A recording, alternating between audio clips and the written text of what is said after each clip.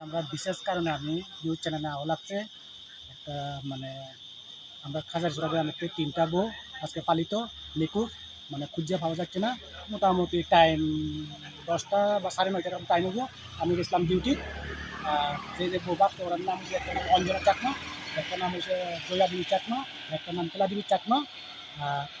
অঞ্জনা চাকমা বর্তমানে আমি কন্ট্রাক্টারি করি, রেলওয়ে কন্ট্রাক্টারি সাব কন্ট্রাক্ট।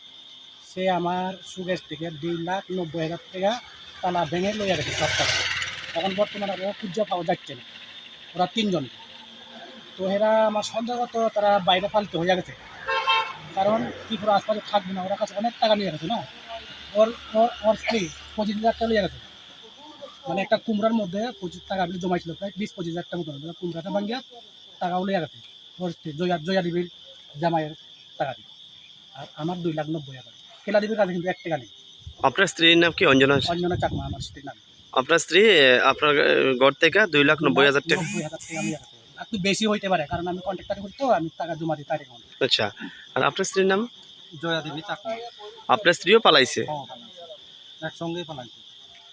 আর আরেকজনের কথা বলছে যে ওনার নাম কি? কেলা দেবী চাকমা। তিনজনের বাড়ি কুমারঘাট কাছারিছড়া। খাচারিছড়া গ্রামে। আচ্ছা, কি মনে হইতেছে আপনাদের? মানে এর আগে এরকম হয়েছিল না এই প্রথম? এর আগে কোনো এরকম হয়েছিল না, আমার মনে হয় তারা এবার কোনো একটা লিঙ্ক পাইছে। আচ্ছা, তাহলে মোবাইল যুক্ত কোনো একটা লিঙ্ক পাইছে, সেজন্য তারা পালাতো। এই ব্যাপারে আপনারা কুমারঘাট থানাতে কোনো মামলা টামলা মেশিন ডায়েরি করছে। করছেন না? এখন মানে কি বার্তা থাকবো আপনাদের তরফ থেকে?